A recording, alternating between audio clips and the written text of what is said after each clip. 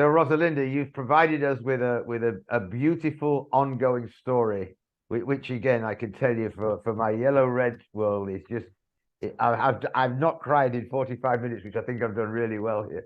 So for those of people just starting off on this journey from the practitioner perspective, what would you say are 3 or 4 things that they really need to grasp before they start themselves on this journey? Because of the nature of eColors and the tools that it provides, I would highly recommend to start with your network. You have to know the people that you are reaching out to, and they have to know you and your authenticity. Otherwise, you look like a solicitor, like everyone else who's asking for you to look at their business.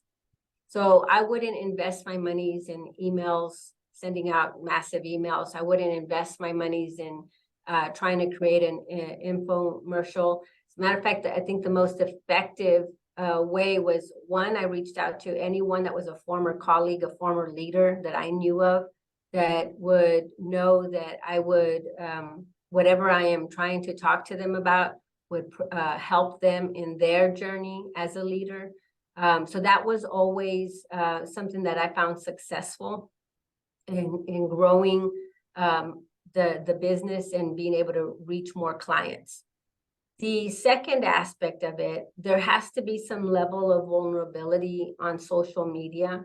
And I remember having to share my stories all the time, my face, my different experiences.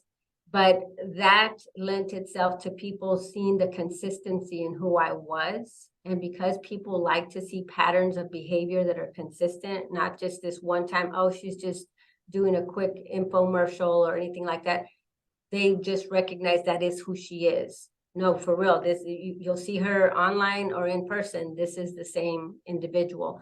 So develop that person who you want to be your brand on social media, but it does require you to be out there a lot.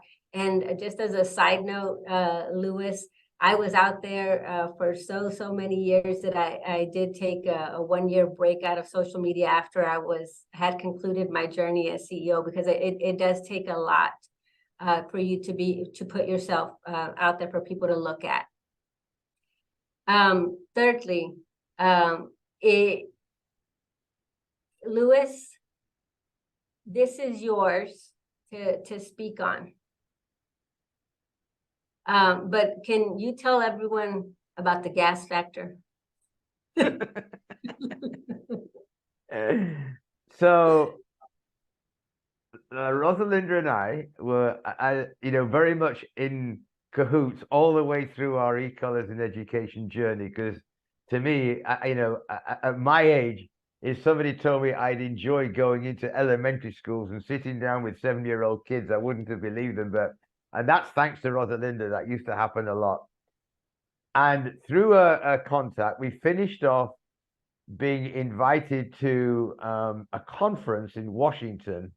And I think we were the only people in the room who probably weren't from the House of Representatives, Condoleezza Rice was there, Cruz was there, Jeb Bush was there. There were a lot of Republican, I realize now, with that side of it. But very, quite an influential group, you might say. And Rosalinda at the time was still getting her head around from being a principal to becoming the CEO of eColors and Education. So maybe you'd like to describe your backpack when we arrived at this magnificent place in Washington. It was a brilliant aqua. It had a lively color. I matched my daughter and her backpack. Right.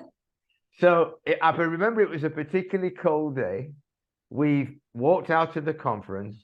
We walked to the gate or near the White House to watch what was going on there. And then we went to Starbucks, which we used to do a lot of our debriefing. And I said to Rosalinda, you saw the group in there. These are the people that we are trying to influence. You really need to be thinking about your gas factor. And she did. And here she is today. And let's just say gas factor is give a whatever you think the right word might be, but it's something that has always stayed between us. And I know her gas factor today couldn't be any higher. You are 10 out of 10 on the gas factor. People give a snap what you look like. A snap, that's the word I was looking for. Thank you. So Rosalinda, again, it's so wonderful to catch up with you. And you know, as I think through this and all of the experiences we had together, there was a moment which I think is worth remembering. I can't remember what year it was. You and I had just come back from Austin, I think it was, where we'd gone to talk to the governor or the governor's office. And on the way back, we said, why don't we just invite some of the e-color champions to meet us for dinner? You remember?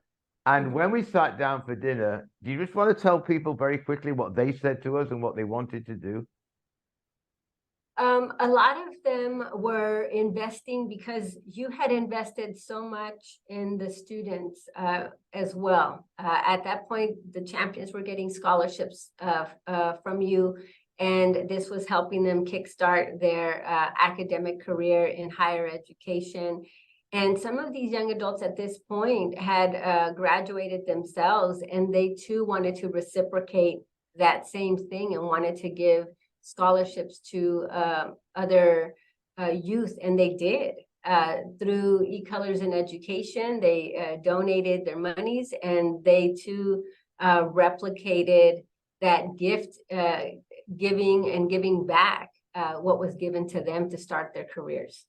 Absolutely. And you know, for all of us, I think somebody once said that you live, you learn, you love, and you leave a legacy. And I just like to thank you, Rosalinda, because I think your legacy is very nicely set in the future of people that you get to implement this process.